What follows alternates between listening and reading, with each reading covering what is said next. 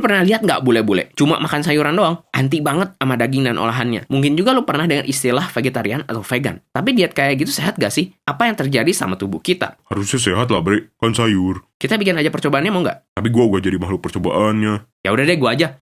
Bentar.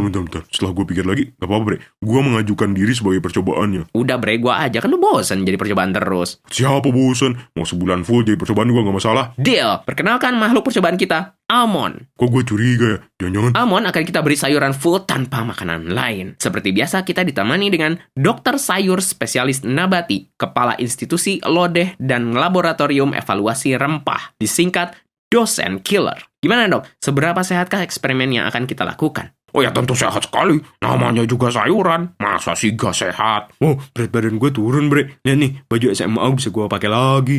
Ini terjadi soalnya sayuran itu basically air dan serat. Kalorinya sangat rendah, tapi volumenya gede. Jadi otak berpikir, wah mukbang sayur nih. Padahal kenyataannya kalori yang didapat lebih sedikit dari biasanya. Aduh, Bre, kenapa kepala gue gak enak? Padahal tidur 8 jam, tapi rasanya gak fresh.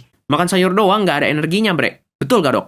Betul. Tubuh butuh kalori dan protein yang cukup. Sedangkan dengan melakukan diet sayur, almond gak mendapatkannya sama sekali. Otot berontak dan melakukan proses namanya muscle breakdown, alias volume otot lo berkurang. Bre, rambut gua hilang. Lu emang botak. Itu juga efek yang sama karena tubuh kekurangan protein. Sekali sisiran, rambut rontok semua. Dok, gue dapat data kalau almond kena defisiensi nutrisi. Bukannya sayuran itu penuh dengan vitamin ya? Sayuran emang bagus buat tubuh, tapi sayangnya vitamin B12 hampir tidak ada di sayuran. Kekurangan vitamin ini bisa bikin almond kena kesemutan di tangan dan kaki, kelemahan otot, gangguan keseimbangan, dan yang paling parah, bisa terjadi kerusakan saraf permanen. Data lain juga ngeliatin kalau almond kekurangan kalsium, dok. Kalau nggak salah, kalsium didapat dari susu ya, dok. Beberapa sayuran juga mengandung kalsium kok, tapi jumlahnya kurang, gak memenuhi kebutuhan tubuh kita. Tapi kok almond masih sehat-sehat aja, dok? Gak pernah dia ngeluhin masalah kesemutan dan masalah tulang? Belum, cuma masalah waktu aja. Sekarang mungkin gak terasa, tapi kalau dilakukan terus selama bertahun-tahun, efeknya bakal parah.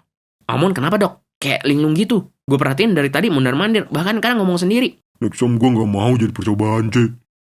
Lu jangan diem doang. Awas lu, gue gigit. Mood dan mental almond udah mulai terganggu. Kurangnya vitamin B12, omega 3, dan zinc mempengaruhi otak almond. Almond jadi mudah depresi, cemas, dan mood swing. Daripada rebahan terus, mending lu jalan-jalan keluar, kek. Enggak, Bre, capek. Kalau mau berenang lu aja sono di gunung berapi. Halusinasi almond makin parah, dok. Dari tadi cuma dampak negatif doang yang kerasa. Emangnya nggak ada positifnya sama sekali makan sayuran, dok? Masalahnya bukan sayurannya, tapi dietnya yang nggak seimbang. Kalau seandainya almond nggak cuma makan sayuran, tapi ditambah juga sama protein dan nutrisi lain, manfaatnya banyak. Bisa ngurangin resiko jantung sampai 23%, resiko diabetes sampai 37%, nurunin tekanan darah dan inflamasi kronis. Jadi bukan salah sayurannya ya, dok? Tapi kalau cuma makan sayuran doang, itu baru bermasalah. Kalau mau diet sehat, kita perlu makan makanan yang seimbang. Makan sayur itu sehat, tapi perlu diimbangi juga dengan protein, lemak sehat, dan vitamin.